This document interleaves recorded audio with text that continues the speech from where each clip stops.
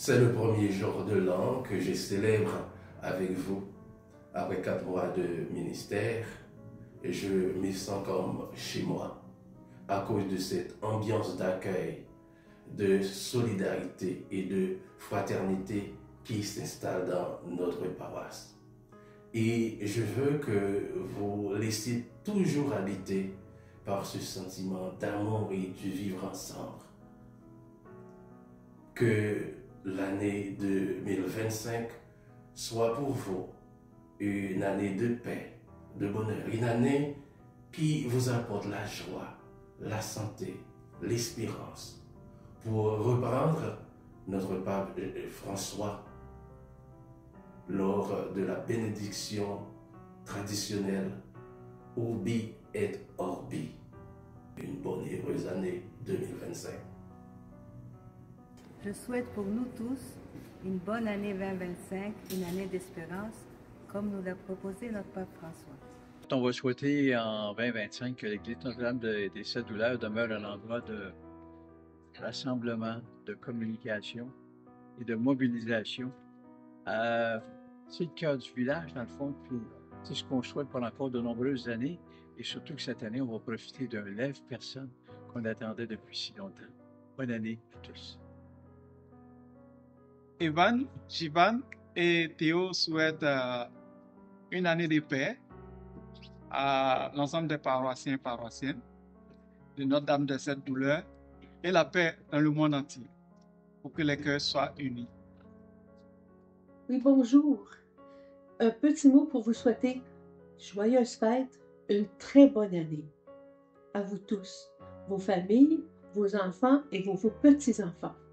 Une bonne année aussi à mes jeunes qui sont à la catéchèse. Je vous souhaite que de l'amour. Et je souhaite à mes gens de cette belle communauté qui est Notre-Dame de la Trinité, de la tendresse et du bonheur. De la tendresse, ce n'est pas quelque chose qu'on demande souvent, mais je trouve que c'est tellement important. Donc, je vous le souhaite.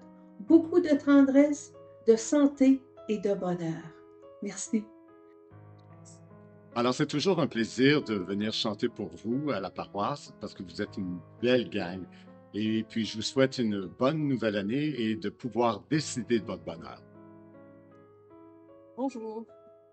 J'aimerais vous souhaiter une très bonne et heureuse année 2025. Je vous souhaite la santé, ce qui est très très important. Je vous souhaite la réalisation et l'accomplissement de grands projets. Et je vous souhaite le bonheur dans la vie de tous les jours. En tant qu'Église, je nous souhaite d'être une Église plus accueillante et plus aimante. Et en cette année de jubilé 2025, comme le pape nous l'a demandé, d'être des pèlerins de l'espérance, je nous souhaite d'aller au-devant de notre prochain, d'aller vers l'autre et d'être interprète de ce message d'espérance et d'amour qui était le Christ. Et pour notre Église, Notre-Dame des Sept Douleurs, je souhaite la santé à notre curé pour 2025 et je souhaite qu'on réalise tous les projets qu'on a entrepris déjà au courant de toutes ces dernières années. Merci et bonne et heureuse année.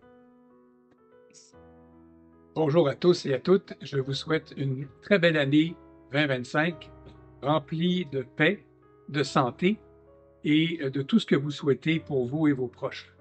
Bonne année. Alors, oui, des vœux pour la nouvelle année.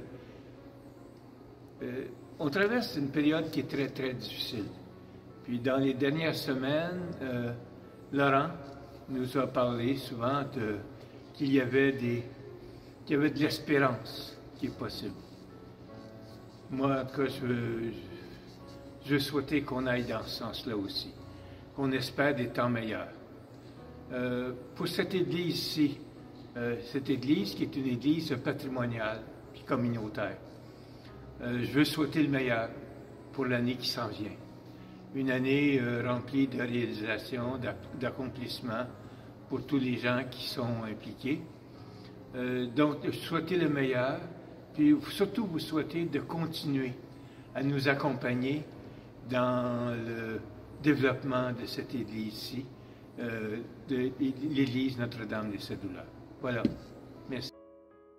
Jésus nous dit que si nous avons une foi grosse comme une graine de moutarde, nous allons déplacer les montagnes.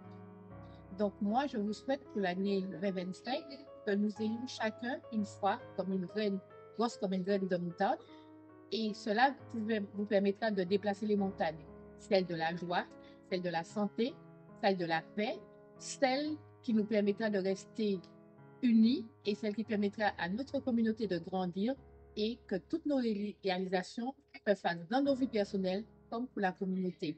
Je vous souhaite une bonne année 2025. Bonjour à vous. Je vous souhaite une très joyeuse année 2025. Puis comme le petit enfant nous a emmené de la paix, je nous souhaite à nous tous de l'amour et beaucoup de paix. On a tellement besoin. Bonne année 2025. À la prochaine. Alors moi, je souhaite que notre Église reste dynamique, qu'elle garde cette belle chaleur humaine et que son cœur et ses portes restent aussi ouvertes toute l'année. Je souhaite également que nos paroissiens, de leur côté, restent fidèles, collaborateurs et participants à notre belle communauté. Merci. Bonjour. Nous approchons 2025. Alors pour la nouvelle année, je vous souhaite, comme tout le monde, de la santé. C'est très important la santé, surtout pour les personnes d'un certain âge. La santé nous permet de nous sentir bien et de pouvoir mieux fonctionner. Mais je vous souhaite surtout la santé spirituelle.